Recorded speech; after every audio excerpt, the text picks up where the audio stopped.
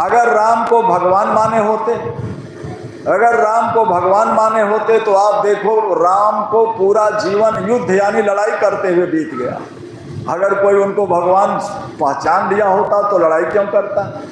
लेकिन राम तो सरजू नदी में डूबकर खत्म हो गए, लेकिन कह करके गए कि मैं फिर धरती पर आऊँगा, फिर धरती पर आऊँगा।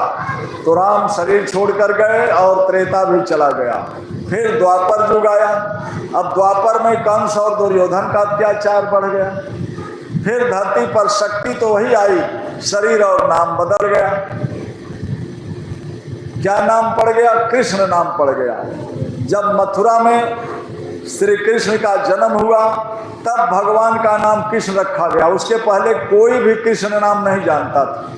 आप अपना इतिहास उठाकर पढ़िएगा प्रेमी भाइयों, सतयुग पूरा बीत गया। कोई 10-20 साल का उम्र नहीं है, सतयुग का उम्र है 17,28,000 साल। पूरा सतयुग बीत गया। भगवान का नाम राम और कृष्ण कोई जानता भी नहीं था, क्योंकि उस समय का प्रमाण आपके सामने है। वेद एक सबसे प्रथम पुस्तक है इस धरती पर जो सतयुग में लिखा गया।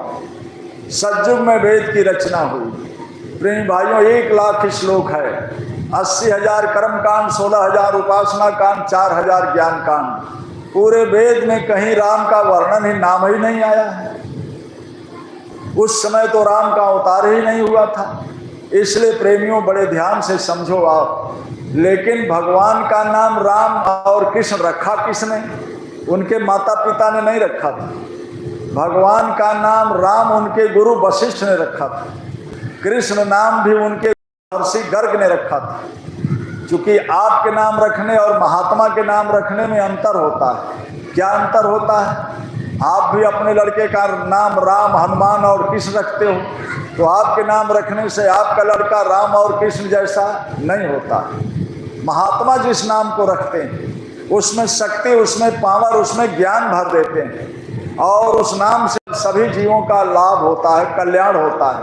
तब लोग उसे भगवान कहते हैं। प्रेमी भाइयों, इसलिए इसमें शंका करने की कोई जरूरत नहीं है।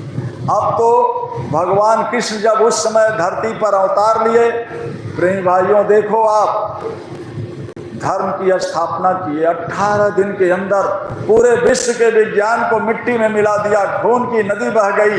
लेकिन फिर क्या हुआ?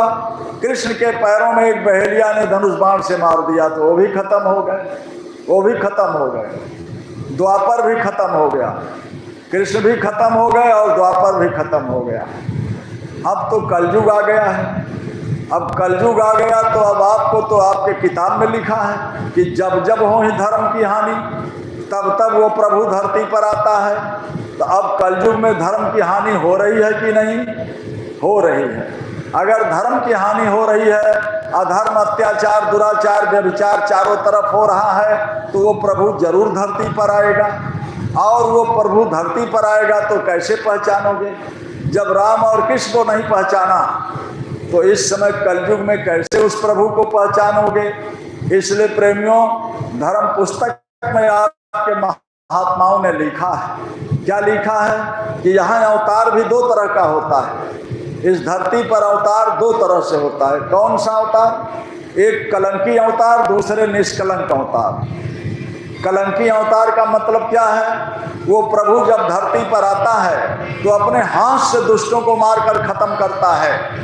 उसे कोई हत्या और पाप नहीं लगता है। इतिहास आपके सामने है। राम आए और देखो आप, लाखों लोगों को मार करके वो खून की नदी बह गई। अरे भाई, 1,00,000 पुत्र, 1,25,000 नाती। रावण का शुद्ध खानदान 2.25 ब्राह्मण थे और सबको खत्म कर दिया भगवान राम ने। तो क्या राम को ब्रह्म हत्या लगा? नहीं, वो कलंकी अवतार हैं, उन्हें किसी तरह का हत्या और पाप नहीं लगता है। आज भी भगवान ही कहा जाता है। इसी तरह से द्वापर में 3 युगों में कलंकी अवतार होता है, सतयुग, त्रेता, द्वापर। इन तीनों युगों में कलंकी अवतार होगा और जब जब कलयुग आएगा तो निष्कलंक अवतार होगा। इसी तरह से आप देखो, कृष्ण धरती पर आए, चक्र सुदर्शन उठाया और खून की नदी बह गई, लाखों लोगों को सुला दिया मौत के घाट। तो कृष्ण को कोई हत्यारा नहीं कहता है।